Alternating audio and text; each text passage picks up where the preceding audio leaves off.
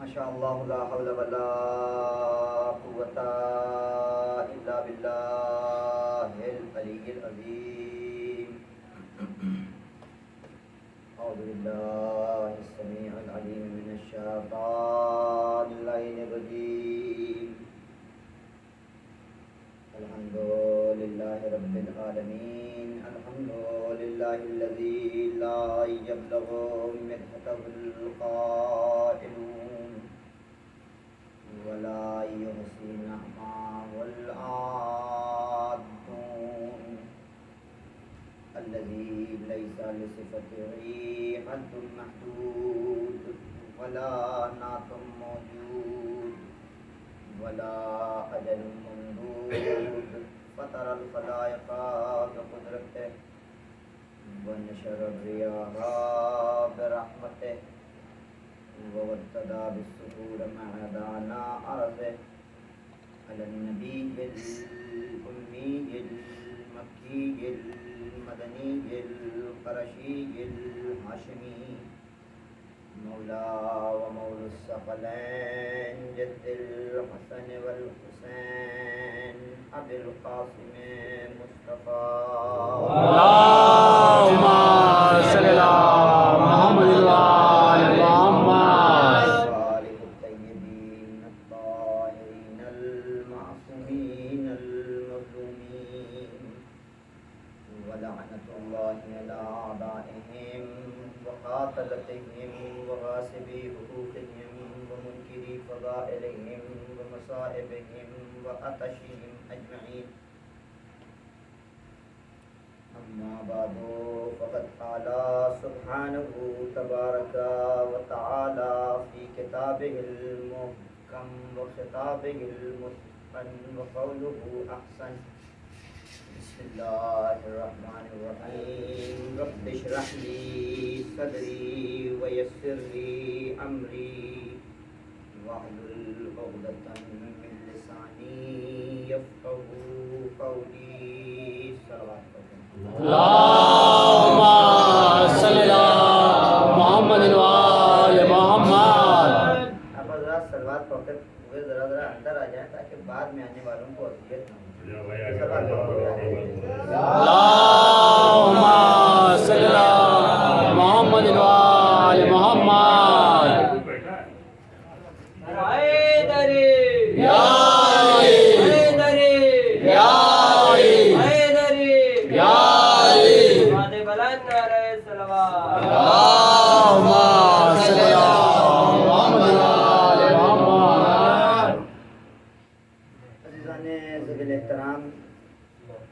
پروردگار عالم اس قرآن کے دامن میں جہاں سب کچھ ہے وہیں پہ پروردگار جناب موسیٰ کی دعا کو بھی نقل کرتا ہے کہ جب پروردگار عالم نے جناب موسیٰ سے کہا تھا اے موسیٰ ذرا جائیے فرعون کی جانب، یہ بڑا سرکش ہو گیا ہے، اب بدتمیزیاں بڑھ گئی ہیں اس میں، ذرا جائیے اور اسے سبق سکھا کر کے آئیے، اسے بتائیے کہ خالق اکبر کون ہے اور خالق حقیقی کون ہے. تو جناب موسیٰ نے ایک مرتبہ پروردگار کی بارگاہ میں دست دعا بلند کر دیا اور آواز دی کہ پروردگار میں اس کے خوف سے ڈرتا نہیں ہوں لیکن میں تنہا ہوں. رب اشرح لی صدری، سب سے پہلا کام یہ کر دے میرے پروردگار کہ میرے سینے کو کشادہ کر دے، میرے سینے کو چوڑا کر دے. ویسر لی امری، اور مجھے اپنے امر کے اوپر باقی رکھ. وَيَسِّرْ لِي أَمْرِي وَاحْلُلْ عُقْدَةً مِّن لِّسَانِي، اور پروردگار ایک بڑا کام یہ کر دے کہ میری زبان کی لکنتوں کو ختم کر دے، میری زبان کی لکنتوں کو ختم کر دے۔ اور اس کے آگے بھی جناب موسیٰ نے دعا مانگی کہ میرے بھائی ہارون کو میرا وزیر بنا دے، میرا جانشین بنا دے، یہ ساری چیزیں۔ لیکن عزیزان گرامی، یہ جناب موسیٰ ہیں کہ جن سے اللہ ایک کام چاہتا ہے۔ وہ کام کیا ہے؟ تو ذرا سا اپنے چھوٹے بھائیوں کے لیے تاریخ ان کے ذہن میں ہونی چاہیے۔ لہذا جناب موسیٰ کا بچپنا، ابھی جناب موسیٰ اس دنیا میں آئے نہیں ہیں، ابھی جناب موسیٰ کے آنے کی تیاری ہے کہ شیطان نے آ کر کے فرعون جو اپنے آپ کو یہ کہہ رہا تھا انا ربکم الاعلی، میں تمہارا بڑا پروردگار ہوں، مجھ سے بڑا پروردگار کوئی ہے ہی نہیں، توجہ رکھیے گا میرے عزیز، میں تمہارا پروردگار ہوں اور مجھ سے بڑا کوئی ہے ہی نہیں، اور اس کے ثبوت میں یہ کرتا تھا کہ ایک تو لوگوں کو مصروف رکھتا تھا کسی نہ کسی کام میں کہ کوئی مجھ سے سوال نہ کرے، اور ڈرانے کے لیے یہ کرتا تھا کہ کسی کو سزائے موت سنا کر کے اور پھر اسے معاف کر دیتا تھا، اور یہ کہتا تھا کہ دیکھو زندگی بھی میرے ہاتھ میں ہے اور موت بھی میرے ہاتھ میں ہے۔ لیکن تھا بڑا چالاک، تھا بڑا چالاک۔ پبلک کے سامنے جب آتا تھا، عوام کے سامنے جب آتا تھا، لوگوں کے سامنے جب آتا تھا تو بڑا اکڑ کے کہتا تھا انا ربکم الاعلی، میں تمہارا بڑا پروردگار ہوں۔ لیکن جب تنہائی میں جاتا تھا تو کہتا تھا پروردگار مجھے پتا ہے کہ تو ہی بڑا ہے۔ توجہ ہے آپ کی؟ جب تنہائی میں جاتا تھا تو اس فرعون کے اس عمل سے ہمیں ایک سبق تو لے ہی لینا چاہیے، اس لیے کہ مولا کائنات نے کیا کہا ہے؟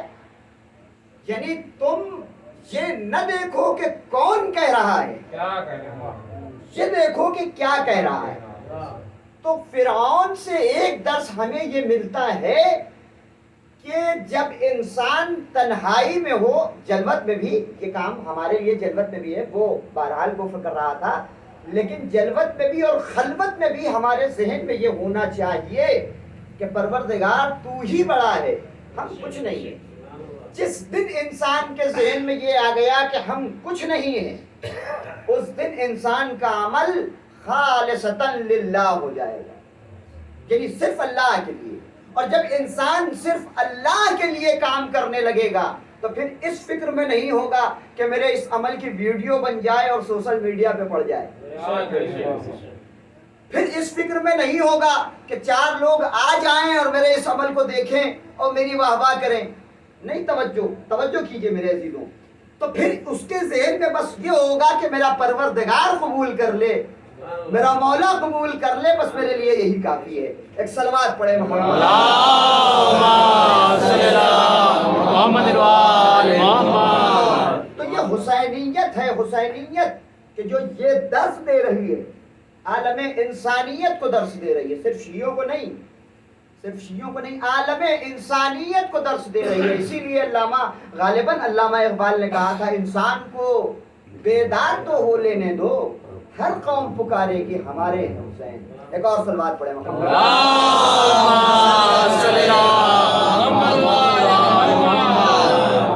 تو شیطان نے آ کے اس سے کہہ دیا کہ دیکھو تمہارے شہر میں، تمہارے ملک میں ایک ایسا بچہ پیدا ہونے والا ہے کہ جو تمہاری خدائی کو نیست و نابود کر دے گا، ختم کر دے گا، برباد کر دے گا، تمہاری خدائی باقی نہیں رہے گی۔ روایتوں میں ملتا ہے کہ اس نے 70,000 نوخیز بچوں کو قتل کروا دیا۔ جہاں اسے پتا چلتا تھا کہ یہاں ولادت ہونے والی ہے وہاں پہرے بٹھا دیتا تھا، اور جب ولادت ہوتی تھی تو وہ فوج اندر جاتی تھی۔ اگر وہ لڑکا ہوتا تھا تو بیچارے کی وہ وہی پہلا دن ہوتا تھا اور وہی آخری دن، لیکن اگر لڑکی ہوتی تھی تو بہرحال بچ جایا کرتی تھی۔ لیکن بہرحال میں یہ سوچتا ہوں، اس میں دقیق جب جاتا ہوں تو مجھے یہ بھی فکر آتی ہے کہ یہ رسول سے پہلے کا زمانہ تھا، رسول نے آ کر کے لڑکیوں کو زندہ درگور کرنے سے روکا ہے۔ تو اب یہ رسول سے پہلے کا زمانہ تھا، اس دور میں لڑکیاں پتہ نہیں خود ہی بچتی تھی یا جو بھی ہوتا تھا بہرحال وہ لڑکوں کو قتل کر دیتا تھا. نوخیز بچہ جو پیدا ہوتا تھا اس میں جو بچہ لڑکا پیدا ہوتا تھا اسے قتل کروا دیتا تھا. یہاں تک کہ روایت بتاتی ہے کہ 70,000 بچوں کو قتل کروا دیا. لیکن عزیزان گرامی اب یہ اپنے محل میں بیٹھا ہوا ہے اور یہ شیطان نے آ کے بتایا کہ دیکھو، شیطان بہرحال کسی کے بھیس میں آتا ہے، وہ خبری، اس نے آ کے اسے بتایا کہ دیکھو فلاں جگہ بچہ پیدا ہونے والا ہے، یعنی جناب موسیٰ کے گھر کی نشاندہی اس نے کرائی.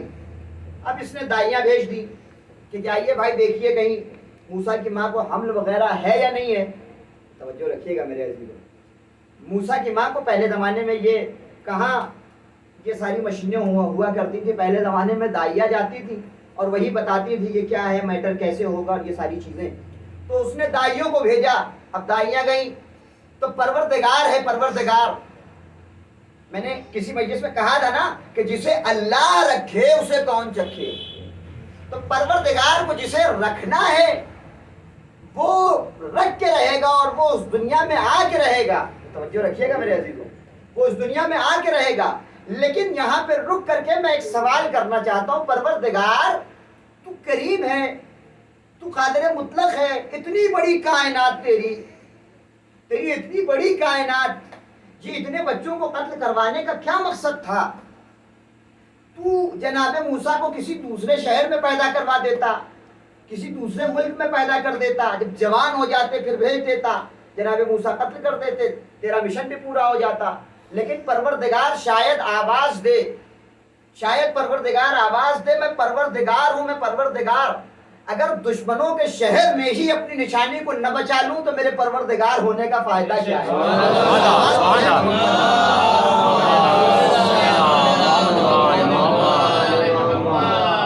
دائیاں آئیں، آ کر کے جناب موسیٰ کی ماں کا بطن چیک کرنا شروع کیا، پیٹ چیک کرنا شروع کیا. کوئی آثار ولادت نمودار نہ ہوا.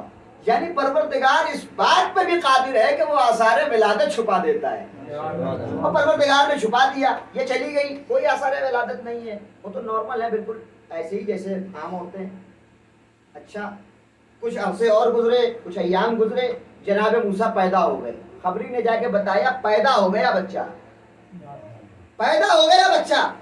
اب عزیزان گرامی جناب موسیٰ کے گھر میں اب گھوڑوں والی فوج بھیجی گئی. اب وہ جیسے ہی گھوڑوں کی ٹاپوں کی آواز سنی، جناب موسیٰ کی والدہ گھبرا گئی کہ میرا بیٹا میری آغوش میں ہے اور یہ فوج آ رہی ہے، اب ہوگا کیا؟ ایک سلوات پڑھیں محمد علیہ محمد. اب ہوگا کیا میرے بچے کا؟ اتنے میں ندائے غیبی آئی، مادر موسیٰ یہ جو تندور جل رہا ہے نا اس میں موسیٰ کو ڈال دو. بہرحال ماں ہے، اسے اپنے بچے کی جان بچانی ہے. ڈال دیا تندور کے اندر ڈالا اور فوراً تبک ڈھانک دیا. اب عزیزان گرامی فوج آ گئی. فوج آنے کے بعد گھر کا چپا چپا چھان مارا، کہیں نہ ملا بچہ. جب تو ملے.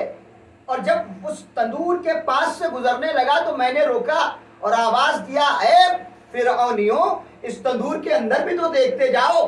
توجہ رکھیے میرے عزیزوں، اس تندور کے اندر بھی تو دیکھتے جاؤ.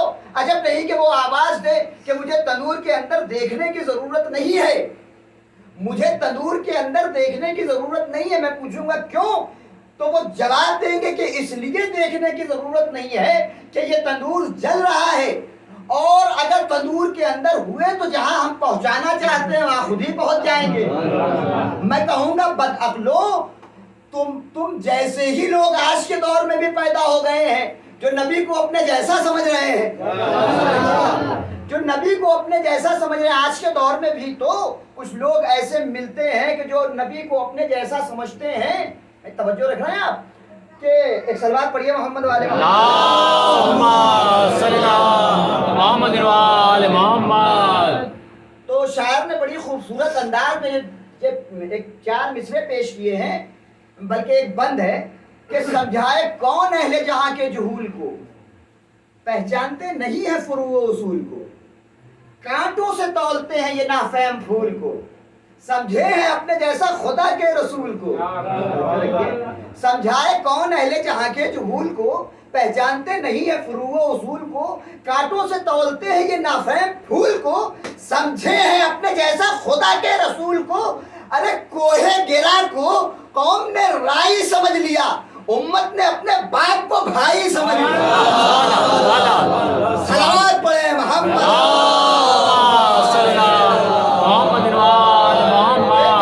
قوم نے رائی سمجھ لیا۔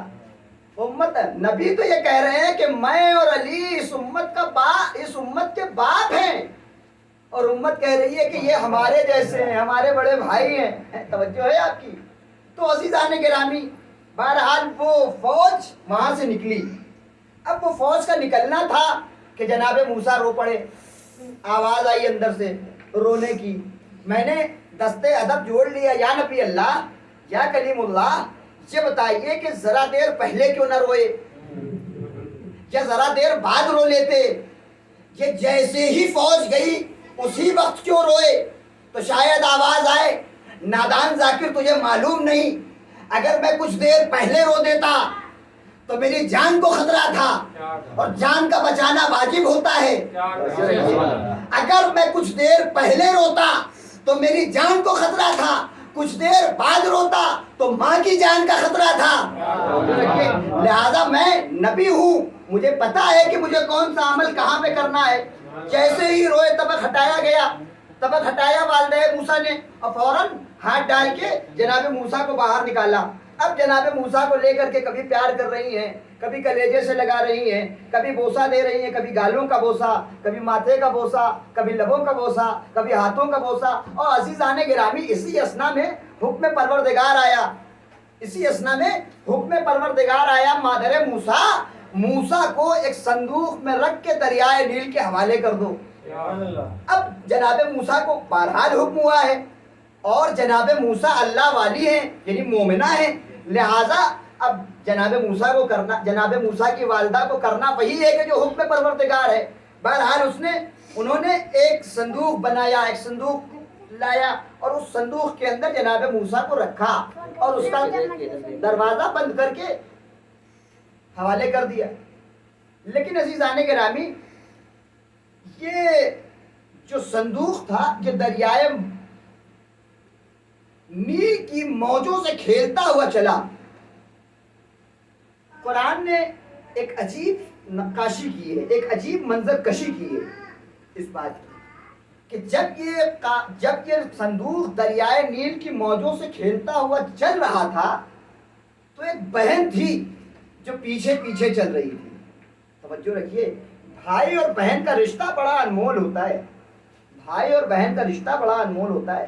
ایک بہن ہے جو دیکھ رہی ہے کہ وہ میرا بھیا وہاں تک پہنچ گیا، وہ وہاں تک پہنچ گیا، اور ایک وقت وہ آیا کہ آنکھوں سے اوجھل ہو گیا اور فرعون کے محل تک پہنچ گیا۔ وہ جو صندوق تھا وہ پہنچ گیا۔ اب فرعونیوں نے دیکھا، فوراً آگے بڑھ کے اٹھانا چاہا، لیکن بہرحال نجس ہاتھوں میں پاک چیز کیسے آ سکتی ہے؟ توجہ ہے آپ کی؟ نہیں اٹھا پائے۔ بہرحال فرعون کی زوجہ جو تھی وہ مومنہ ہے، 4 مومن اور 4 صالح عورتوں میں ان کا نام آتا ہے، جن کا نام تاریخ نے کیا لکھا ہے؟ آسیہ، جناب آسیہ۔ تو جناب آسیہ آگے بڑھی اور اس صندوق کو اٹھایا، اور پھر جیسے ہی اٹھایا فرعون نے خود لے لیا اور اس کو کھولا۔ اب جو کھولا تو ایک بچہ نظر آیا، فوراً تلوار نکل گئی، اسے قتل کر دیں گے، کہیں یہی وہ بچہ نہ ہو۔ توجہ رکھیے میرے عزیزوں، کہیں یہی وہ بچہ نہ ہو، لیکن جسے اللہ رکھے اسے کون چکھے؟ عزیزان گرامی، آسیہ نے کہا کہ دیکھیے، ہو سکتا ہے کہ یہ کوئی معمولی بچہ ہو، ایسے ہی بچہ ہو، یہ وہ بچہ نہ ہو، اس لیے کہ جو آپ کی سلطنت کو تہو بالا کرے گا، جو آپ کی سلطنت کو نصف و نابود کرے گا، وہ کوئی عام بچہ تو ہوگا نہیں۔ اس کا امتحان لے لیجئے، اگر یہ عام بچہ نکلا تو اسے ہم پال لیں گے، اس لیے کہ ہمارے پاس کوئی اولاد نہیں ہے۔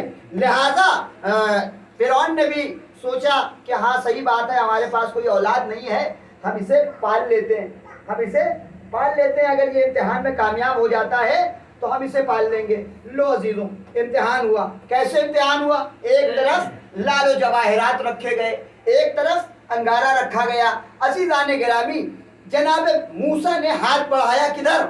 اس طرف کہ جس طرف عقل مند لوگ بڑھاتے ہیں۔ توجہ رکھیے میرے عزیزوں۔ لیکن فوراً وہی پروردگار آئی، موسیٰ ہاتھ ادھر سے کھینچیے، ادھر بڑھا دیجیے۔ اب جناب موسیٰ نے ادھر ہاتھ بڑھایا اور انگارہ اٹھایا، ہاتھ جل گیا، ہاتھ جل گیا۔ موسیٰ کامیاب ہو گئے۔ یعنی یہ عام بچہ ہے، عام بچہ تھا، اس لیے لال لال دیکھ کر کے ادھر لپکا اور بیچارہ جل گیا۔ بہرحال اس کی جو کچھ اس زمانے میں دوا وغیرہ ہوئی ہو۔ اب جناب موسیٰ فرعون کے محل میں پل رہے ہیں، لیکن ہے جناب موسیٰ ابھی نوخیز بچہ ہے، نوزاد جسے کہا جائے۔ دودھ کون پلائے؟ تو پروردگار بھی ماں اور بیٹے کو کیسے ملا سکتا ہے؟ عزیزان گرامی، دائیاں بلائی جا رہی ہیں، محل ہے، بادشاہ ہے اپنے زمانے کا، دائیوں کی تو لائن لگی ہے۔ لیکن عزیزان گرامی، نبی ہے، غیر معصومہ کا دودھ پی نہیں سکتے، لہذا اب جتنی دائیاں آ رہی ہیں کسی کے جو ہے منہ ہی نہیں لگا رہے ہیں۔ اب عزیزان گرامی، جناب موسیٰ کی غالباً بہن تھی یا ان کی خالہ، یہ دو روایتیں ہیں، یا ان کی خالہ تھی۔ انہوں نے کہا کہ فرعون، میں ایک ایسی دائی کو جانتی ہوں کہ شاید یہ بچہ اس دائی کا دودھ پی لے۔ اب پروردگار دیکھیں کیسے کنیکشن بٹھا رہا ہے۔ عزیزان گرامی، اب اس نے کہا کہ جلدی سے بلا کے لاؤ، بچہ ہے، بھوکا ہے بیچارہ۔ تو اب جناب موسیٰ کی خالہ یا بہن جو تھی وہ گئی، ان کو بتایا، اور وہ آئی، ایک دائی کے طور پہ آتی تھی، انہیں دودھ پلاتی تھی اور چلی جاتی تھی، اپنے گھر چلی جاتی تھی۔ عزیزان گرامی، اب جناب موسیٰ فرعون کے گھر میں پرورش پا رہے ہیں، بڑے ہو رہے ہیں، دھیرے دھیرے دھیرے دھیرے۔ ایک دن کچھ ذرا بڑے ہوئے، 1-2 سال کے ہوئے، تو فرعون کے اندر بھی بپتا جاگی۔ سمجھ رہے ہیں آپ؟ بپتا جاگی تو اس نے چاہا کہ جناب موسیٰ کو ذرا باہر ٹہلا لائیں، کھلا لائیں۔ اب گودی میں جو اٹھایا تو جناب موسیٰ نے ایک ہاتھ سے اس کی داڑھی پکڑی اور ایک ہاتھ سے جوڑ دیا۔ توجہ ہے آپ کی؟ پھر شک پیدا ہو گیا، ارے یہ بچہ اتنا تگڑا تماچا، اتنا خطرناک تماچا، یہ کوئی عام بچہ نہیں ہے، اچھا اسے قتل کر دو۔ پھر جناب آسیہ نے کہا کہ نہیں، اسے قتل کرنے کی ضرورت نہیں ہے، امتحان لے لیجیے، بچہ ہے، مار دیا کر دیا، کوئی مسئلہ نہیں ہے، بچہ ہے، بچہ کر سکتا ہے۔ تو جناب موسیٰ کے سامنے پھر جناب موسیٰ کا امتحان ہوا، ویسے ہی پھر وہی حرکت، پھر وہی آئی، اور جناب موسیٰ نے انگارے کی طرف ہاتھ بڑھایا، ہاتھ پھر جلا، اور اب کے جو جلا تو جناب موسیٰ کے اس ہاتھ جلے ہوئے ہاتھ کو اللہ نے ید بیضاء میں تبدیل کر دیا، یعنی ایک ایسا انڈے کی کٹنگ کا وہ شیپ بن گیا جس میں جناب موسیٰ جس کے ذریعے سے معجزات بھی دکھاتے تھے۔ ایک صلوات پڑھیے محمد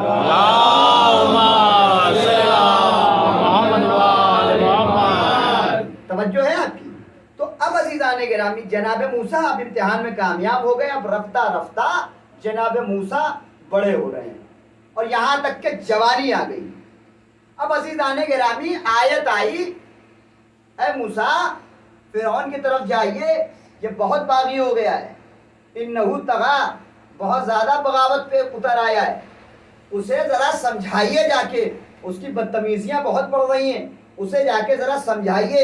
اب جناب موسیٰ نے یہی دعا کی کہ میرے بھائی ہارون کو میرے ساتھ کر دے، میرا سینہ چوڑا کر دے اور میرے زبان کی لکنت کو ختم کر دے۔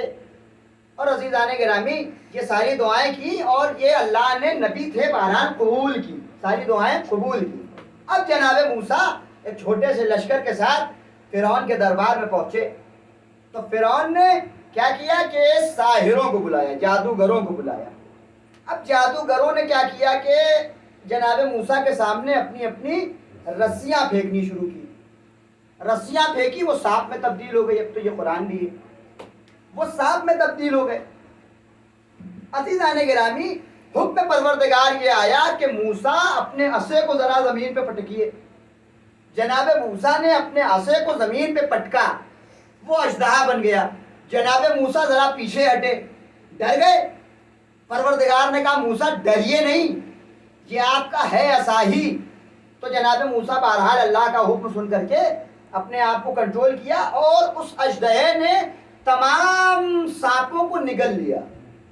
جیسے ہی سانپوں کو نگلنا تھا کہ تمام ساحر سجدے میں گر پڑے اور آواز دی کہ قسم ہے اس پروردگار کی کہ جو ہارون اور موسیٰ کا پروردگار ہے، ہم اس کے اوپر ایمان لے آئے ہم اس کے اوپر ایمان لے آئے ہیں کہ جو موسیٰ اور ہارون کا اللہ ہے۔ قرآن کی جو لفظیں ہیں وہ یہی ہیں کہ جو موسیٰ اور ہارون کا پروردگار ہے، ہم اس کے اوپر ایمان لے آئے ہیں۔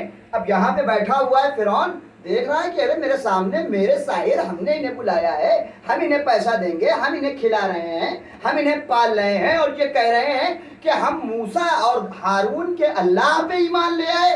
کہنے لگے کہ تمہیں خبر نہیں ہے، ہم تمہیں کٹوا دیں گے، ہم تمہیں سزائیں دیں گے۔ تو عزیزوں انہوں نے آواز دیا کہ اب سزائیں تم جتنی چاہو دے لو، لیکن اب ایمان تو تم دیکھتے نہیں ہو، یہ معجزہ نہیں تھا۔ اور پھر جناب موسیٰ نے فوراً اپنے عصے کو ہاتھ لگایا، وہ عصا بن گیا۔ اب جو عزیزان گرامی یہ قافلہ آگے آگے چلا، چونکہ اب جنگ ہونے والی تھی تو اللہ کا حکم ہوا کہ اب آپ نکلیے یہاں سے۔ تو اپنے ساتھیوں کو لے کر کے، اپنے قوم کو لے کر کے وہ جناب موسیٰ وہاں سے نکلے، آگے بھاگتے جا رہے ہیں اور پیچھے فرعون ہی آتے جا رہے ہیں۔ بس میں یہ واقعہ بچوں کے لیے پڑھ رہا تھا، آپ حضرات کو زحمت ہوئی ہو تو اس کے لیے میں معذرت چاہتا ہوں۔ میں اس لیے یہ واقعہ پڑھ رہا تھا، میں اس کی وجہ بیان کر دوں، اس لیے کہ مدرسے میں بچے جانا نہیں چاہتے یا والدین بھیجنا نہیں چاہتے، اس کی جو بھی وجہ ہو۔ گھر میں دادا سمجھا نہیں سکتا، ٹھیک ہے، یہ ساری باتیں آپ جانتے ہیں۔ ماحول بہت ہی زیادہ بدل چکا ہے، تو اب دینی معلومات معلوم کہاں سے ہو بچوں کو؟ تو یہی فرش ازاں بچا ہے کہ جہاں سے درس دیا جا سکتا ہے۔ لہٰذا کچھ تاریخی باتیں تھیں، کچھ قرآنی باتیں تھیں جو میں اپنے چھوٹے بھائیوں تک پہنچا رہا تھا۔ عزیزان گرامی، جناب موسیٰ آگے آگے بھاگ رہے ہیں، جناب موسیٰ آگے آگے چل رہے ہیں، ان کی قوم ہے جو آگے آگے چل رہی ہے۔ اس میں جو بہت ہی مین بات ہے وہاں تک میں آ گیا ہوں، جو آپ کو سنانا تھا اور جو آج کی مجلس کا میسج تھا وہ میں آپ تک پہنچا دوں گا، اور ربط مسائل۔ ایک صلوات پڑھ لے محمد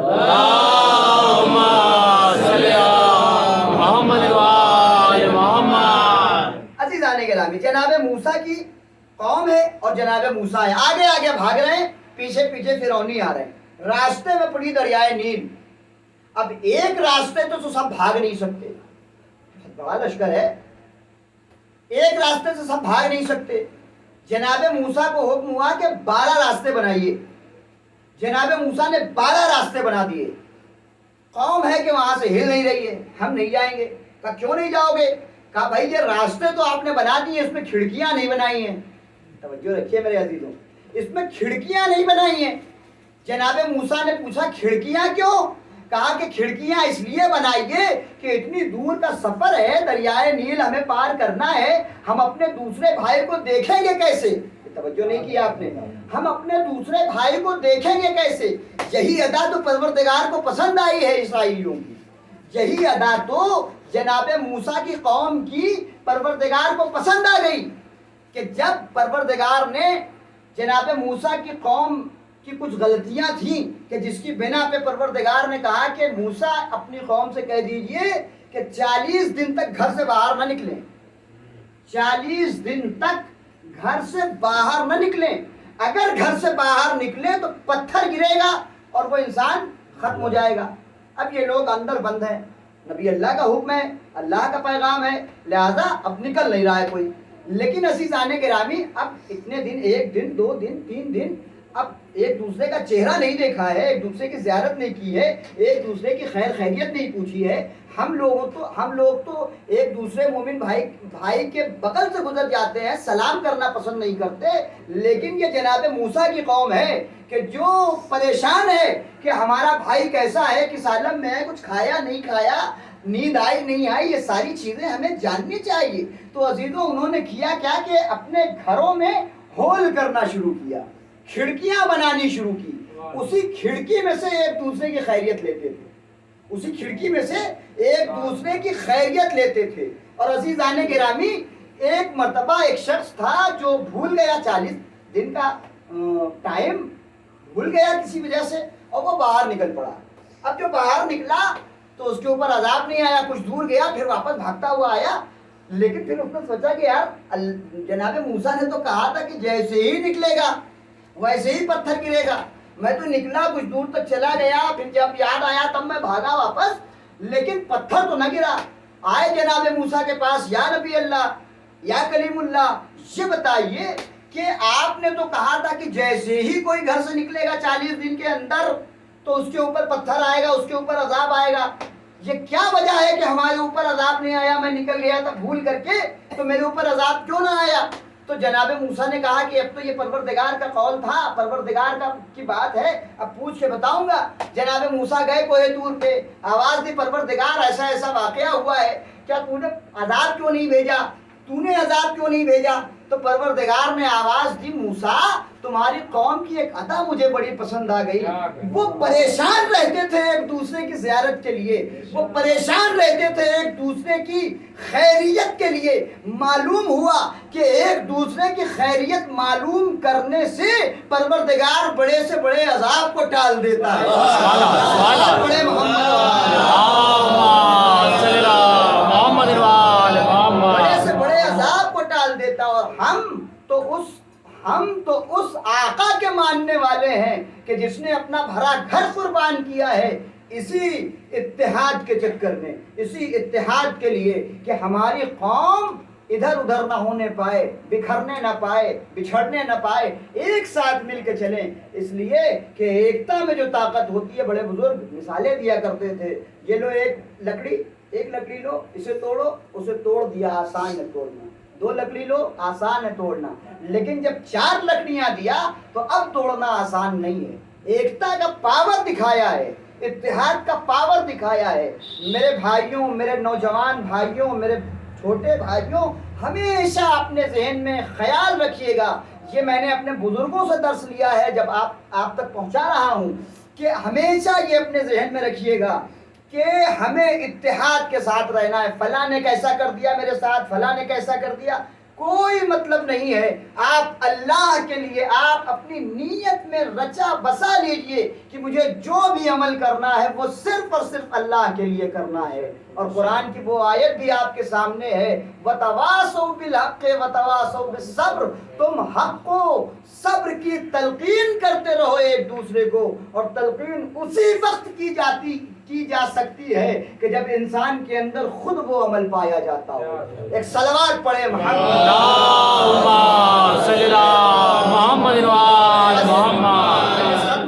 مجلس ختم ہو گئی. بس 1-2 جملے, ایک نتیجہ, بس میسج میرا جو تھا وہ آپ تک پہنچ گیا. عزیزان گرامی, یہ لوگ چلے, 12 راستے بنے ہوئے, یہ لوگ چلے, اس پار ہو رہے ہیں, کچھ لوگ اس پار ہو گئے ہیں, کچھ لوگ راستے میں ہیں, چل رہے ہیں. ادھر فرعونی قوم بھی قریب آ گئی. اب عزیزان گرامی یہ بھی داخل ہو گئی, چونکہ راستہ بنا ہوا ہے, یہ بھی داخل ہو گئی, اب چل رہی ہے. میں نے کہا دریائے نیل سٹ جا, فرعونی آ گئے ہیں. موسیٰ والے تو نکل گئے, فرعونی آ گئے ہیں, سٹ جا. دریائے نیل نہ سٹی, پھر وہ اور بیچ میں آ گئے. میں نے کہا اب سٹ جا, ابھی بھی نہیں سٹی. میں نے کہا اب سٹ جا, ابھی بھی نہیں سٹی. لیکن عزیزان گرامی ایک وقت وہ بھی آیا کہ جب ساری فرعونیت دریائے نیل میں اتر گئی, دریائے نیل سٹ گئی. میں نے پوچھا دریائے نیل, اتنی دیر سے میں گلے پھاڑ رہا تھا, اتنی دیر سے میں چلا رہا تھا کہ سٹ جا, مل جا, تو نہ ملی, کیا وجہ ہے کہ جب سارے آ گئے تب ملی؟ تو عجب نہیں کہ دریائے نیل آواز دے, نادان ذاکر تو اپنی عقل سے سوچتا ہے, میں اپنی عقل سے سوچتی ہوں. میں اس بات کا انتظار کر رہی تھی کہ ایک بھی فرعونی زندہ نہ رہنے پائے. جب سارے فرعونی آ جائیں تب میں سٹوں. عزیزان گرامی آج پوری کائنات چلا رہی اللہم عجل, اللہم عجل, اللہم عجل, لیکن پروردگار ہے کہ اجازت نہیں دیتا کہ مہدی آپ باہر آ جائیے. وہ کیوں؟ اس لیے کہ جتنے یزیدی ہیں جب تک سب کے چہرے فاش نہ ہو جائیں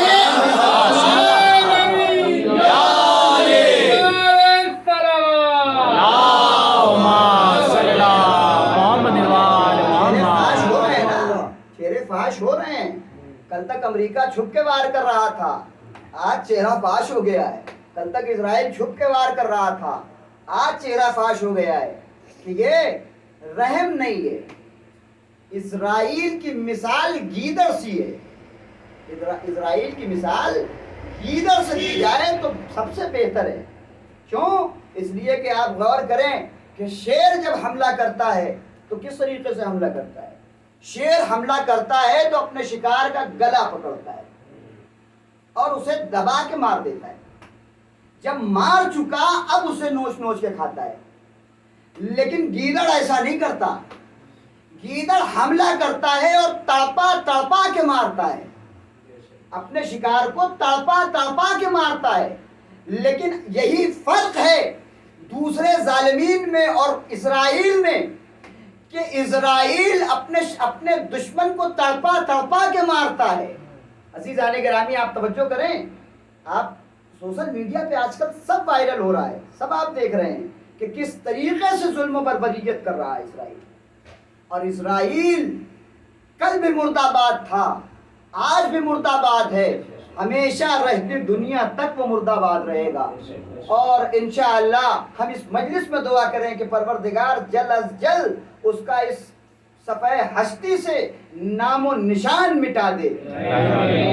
عزیزان گرامی اور اہل فلسطین کی مدد فرما. عزیزان گرامی بس آپ نے ایک منظر، آپ کو میں نے بیچ میں کوٹ کیا تھا کہ قرآن نے ایک منظر رکھا ہے. قرآن نے ایک منظر رکھا ہے کہ جب یہ صندوق چل رہا تھا تو ایک بہن تھی کہ جو اپنے بھائی کو دیکھ رہی تھی کہ میرا بھیا وہاں پہنچ گیا، میرا بھیا وہاں پہنچ گیا، میرا بھیا وہاں پہنچ گیا. ایک بہن اور ہے کربلا کے میدان میں جو اپنے بھائی کے بغیر نہیں ہے.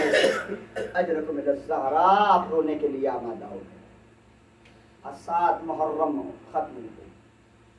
آج ہمارے بزرگان جناب قاسم کا مسائل پڑھ رہے ہیں، یتیم امام حسن کا مسائل پڑھ رہے ہیں.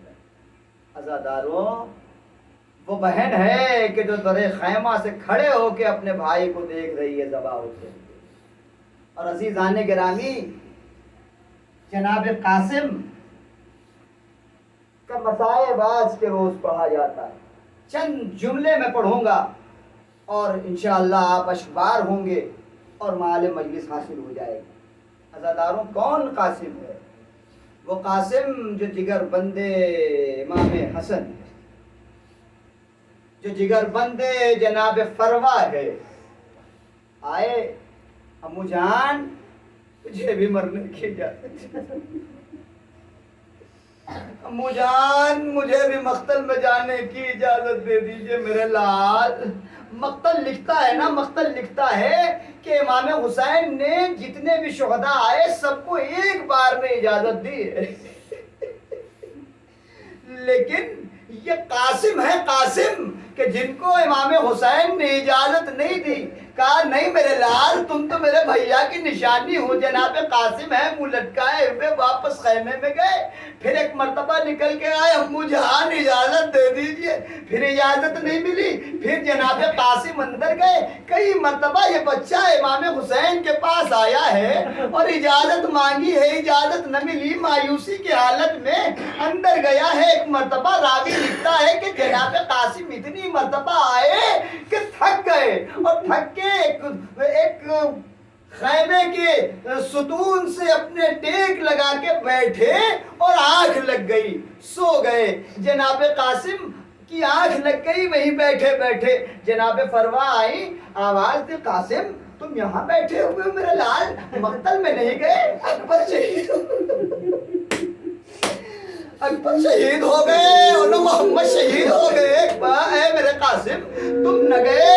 اے میرے قاسم میں تمہاری وجہ سے کربلا آئی تھی، تم اپنے بابا کی طرف سے تمہیں نثار ہونا ہے میرے قاسم، تم کیوں نہ گئے؟ ایک مرتبہ ہاتھوں کو جوڑ لیا، اماں کئی مرتبہ میں گیا، امو نے اجازت نہیں دیا۔ جناب پروا نے جناب قاسم کو اپنے کلیجے سے لگایا، ایک مرتبہ گریہ کرنا شروع کیا، گریہ کرتے کرتے جناب پروا کو ایک بات یاد آئی، فوراً جناب قاسم کو جدا کیا، جناب قاسم کی آستین چڑھائی، تعویذ کو کھولا اور ایک مرتبہ کھولنے کے بعد کہا کہ قاسم کیا تمہیں یاد ہے تمہارے بابا نے آخری وقت میں ایک وصیت کی تھی، وصیت کہ جب کوئی بڑا مسئلہ آ جائے، جب کوئی بڑی مصیبت آ جائے تو اس تعویذ کو کھول کے پڑھ لینا۔ جناب قاسم نے جیسے ہی یہ وصیت یاد آئی، جناب قاسم کے چہرے پہ مسکراہٹ آ گئی۔ عزادارو، ایک مرتبہ جناب قاسم نے جلدی سے اس تعویذ کو کھولا، اب جو دیکھا تو جناب قاسم کے چہرے کے اوپر مسکراہٹ بڑھتی جا رہی ہے، دل میں خوشی بڑھتی جا رہی ہے۔ ایک مرتبہ دوڑتے ہوئے آئے،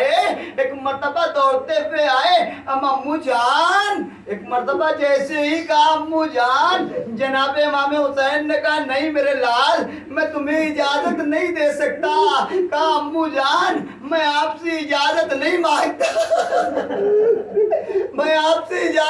مانگتا، بس یہ بابا کی تحریر ہے، اسے پڑھ لیجئے۔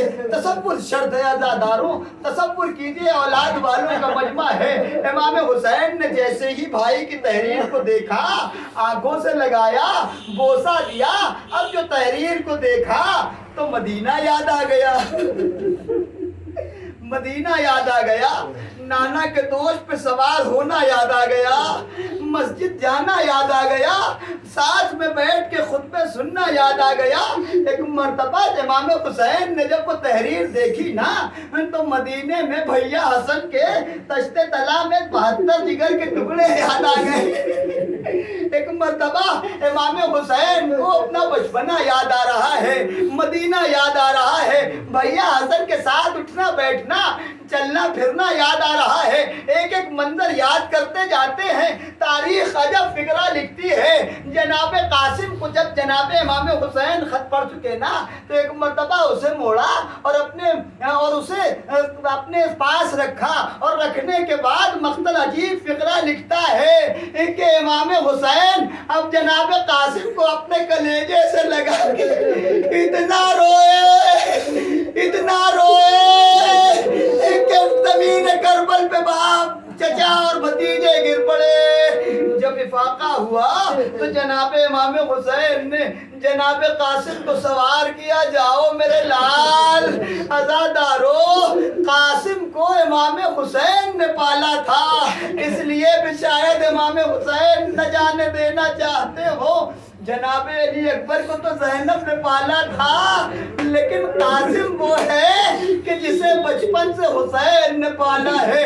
عزادارو، لے اجازت مل گئی، جناب قاسم چلے، ارزق شامی کے 4 بیٹوں کو نارے جہنم کے حوالے کیا۔ عزادارو، ایک مرتبہ ارزق شامی آتا ہے، اسے بھی آپ نے جہنم کے حوالے کیا، لیکن 3 شب و روز کا بھوکا پیاسا بچہ کب تک جنگ کرتا؟ ایک شقی نے وار کیا، جناب قاسم گھوڑے سے زمین پہ آئے، آواز دی، السلام علیکہ یا ابا عبداللہ یا امہ ادرکنی، اے چچا مدد کے لیے آئیے۔ لو عزادارو، امام حسین مقتل میں پہنچے، بڑھ بڑھ کے حملہ کرنا شروع کیا۔ جناب قاسم کے لاشے کے قریب جنگ ہوئی، جناب امام حسین نے قاتل کے سر پہ وار کیا، وہ 2 ٹکڑے ہو گیا۔ جنگ ہوتی رہی، لیکن عزادارو اسی اسنا میں کچھ گھوڑے ادھر کچھ گھوڑے ادھر، دھول اڑی، چند لمحوں کے بعد جب دھول چھٹی، امام حسین نے کیا دیکھا؟ قاسم زمین کربل پہ تقسیم ہو چکا ہے۔ امام حسین نے اپنے ابا کا دامن بچھایا، اے میرے لال قاسم، کو معاف کر دینا، وہ تمہاری مدد کے لیے نہ آ سکا۔ واہ قاسمہ، واہ حسینہ، واہ مظلومہ۔